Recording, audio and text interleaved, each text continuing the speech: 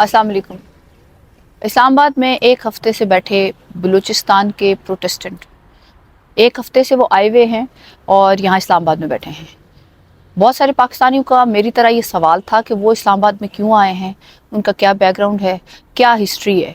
और जो बहुत अहम दो सवाल थे कि क्या वो वाकई मुहिब वतन पाकिस्तानी हैं या वो रॉके या किसी और फॉरेन एजेंट हैं और मुल्क में इंतशार फैलाने के लिए और पैसे लेके यहाँ के बैठे हुए हैं।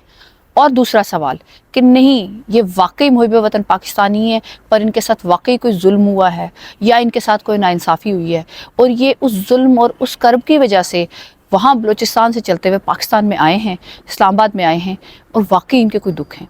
ये वो दो सवाल थे जो बहसियत वकील मेरे भी थे। तो मैं भी एक पाकिस्तानी की तरह बहुत देर से ही सही पर जागी और जिस दिन हमें ये पता चला कि वो इस्लामाबाद में आए और इस्लामाबाद में आते साथ ही रात को उनको इस्लामाबाद में घुसने ना देने के लिए और उन्हें ये मुतालबा रखा गया कि आप लोग वापस जाएं, और उन्हें जब वापस जाने से इनकार किया तो उन पे तशद्दुद किया गया और उनको अरेस्ट कर लिया गया। अरेस्ट के बाद जो स्पेशली अरेस्ट थे उनमें बूढ़े, छोटे बच्चे और औरतें जो थी उनको गिरफ़्तार कर लिया गया। इस बात के बाद मैटर बहुत हाईलाइट हुआ और हाईलाइट होने के साथ साथ सोशल मीडिया के साथ साथ मेरे तक भी पहुंचा। मेरे अंदर ये जुस्तजू तो थी और मैं शायद बलूचिस्तान जाके सवाल ना कर सकती, लेकिन चूँकि वो लोग इस्लामाबाद आ गए थे मेरे सवालों के जवाब देने के लिए, तो मैं भी चल पड़ी यहाँ से ये जवाब लेने के लिए। ये दोनों जवाब लेना मेरे लिए इसलिए ज़रूरी था कि मेरी तरह हर पाकिस्तानी ये जानना चाहता था कि इनके साथ वाकई कुछ हुआ है या ये झंडे के तहत आए हैं या एजेंडे के तहत आए हैं। सो मैं चल पड़ी। वहाँ जाने के बाद मुझे सबसे पहले जिस चीज़ ने सबसे ज़्यादा तकलीफ़ दी वो ये थी कि वहाँ बैठे हुए मोस्टली जो थे वो औरतें, बच्चे और बूढ़े थे। वहाँ पे मर्द या नौजवान बहुत कम तादाद में थे।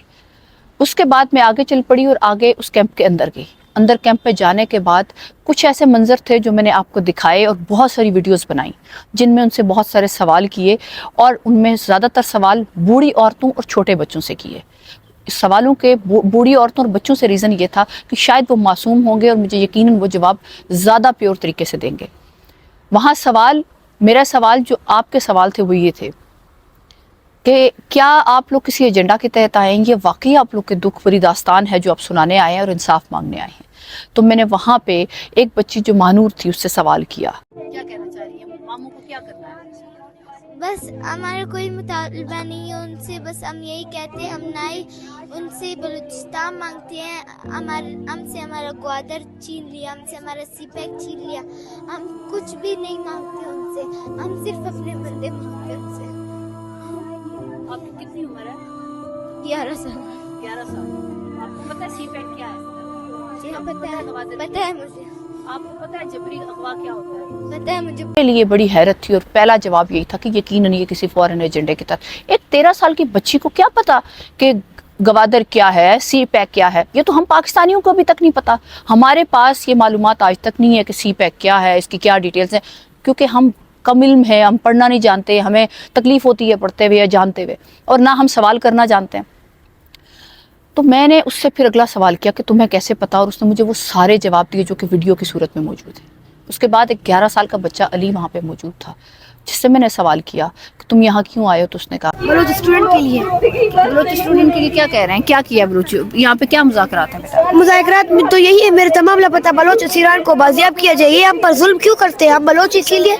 मेरा अगला सवाल एक खातून से जिसका सगा भाई पिछले कितने सालों से गायब था और उसके मुताबिक उसको भी एक इदारा उठा के ले गया। मैंने उससे सवाल किया कि आपके बारे में कहा जाता है कि आप लोग यहाँ पे सिर्फ इंतशार फैलाने आए हुए हैं और किसी फॉरेन एजेंट के तहत आए हैं, एक एजेंडा है आपका। तो उसने मुझे कहा हमें सपोर्ट होती तो हम सड़कों पे नहीं आते।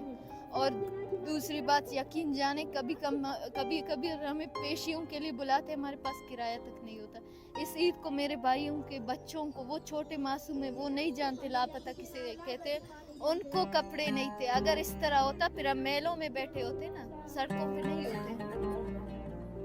मेरे सवाल में और एक सहाफ़ी के सवाल में क्या फ़र्क था? मैं एक वकील की हैसियत से, एक पाकिस्तानी की हैसियत से अपने जवाब जानने गई थी। मेरा कोई एजेंडा नहीं था, मेरा एजेंडा सिर्फ पाकिस्तानी होना था। میرا ایجنڈا یہ تھا کہ میں یہ جانوں کہ یہ سچ کیا ہے اور جھوٹ کیا ہے. میں نے جو سچ اور جھوٹ آپ کے سامنے رکھ دیا اور مجھے یقین ہے کہ آپ کو سمجھ آ گئی ہوگی کہ وہاں بیٹھے ہوئے لوگ اپنے حق کے لیے آئے, کسی ایجنڈا کے تحت نہیں آئے.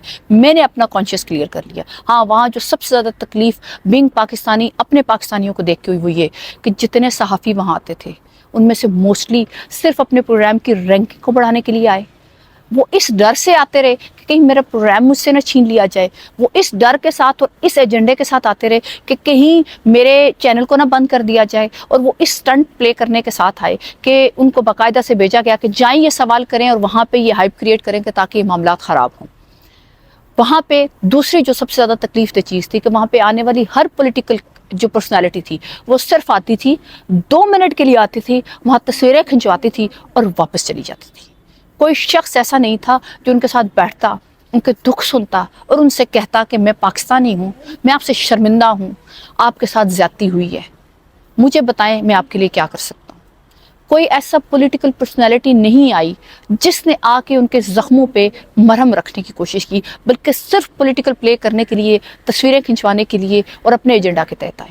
یہ سب سے تکلیف دہ چیزیں تھی. ہاں, اب اگلا سوال یہ آتا ہے کہ ان بلوچوں کے کیا کوشچنس تھے, ان کی کیا تکلیفیں تھیں, یہ اسلام آباد کیوں آئے ہیں, کیا ایسے حالات تھے جنہیں انہوں بلوچستان سے اسلام آباد تک لانے پہ مجبور کیا ہے.